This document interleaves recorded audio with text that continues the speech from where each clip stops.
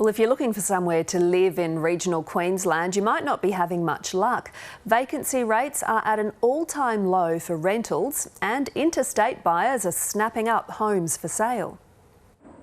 Heather Robertson moved from Melbourne to Cairns last year, eager to escape the big city. Everywhere to drive was minimum half an hour, 45 minutes, an hour in the car.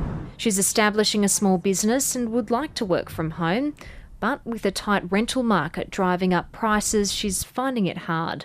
I share house at the moment. I live with two other people, and that's because that's the only thing I can afford. During the December quarter, vacancy rates in most parts of regional Queensland dropped to 0.5%. That means for every 10,000 rental properties, only 57 were available.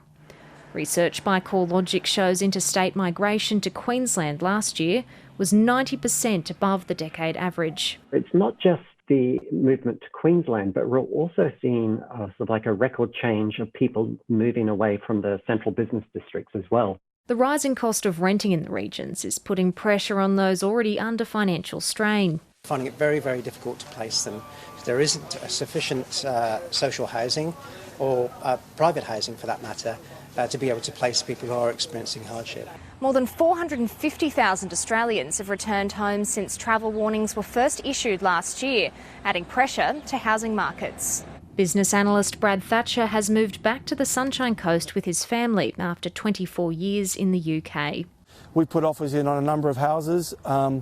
The first on Sunday, to be phoned back 30 minutes later after putting an offer in, to be told that a cash buyer from Sydney has placed a higher offer in. At the moment, they're living with his sister, but will have nowhere to put their furniture when it arrives on Tuesday. Having to make compromises on I guess the size, and the cost. So we're having to sort of look at paying more money than we thought we'd have to pay for less. But with the vaccine rollout imminent, will the regional boom last? 2 years from now, will there be that pressure to be back sitting around the table with your colleagues? You don't necessarily want to be the only one on the video call when everyone else is sitting around the conference room. Jemima Burt, ABC News, Cairns.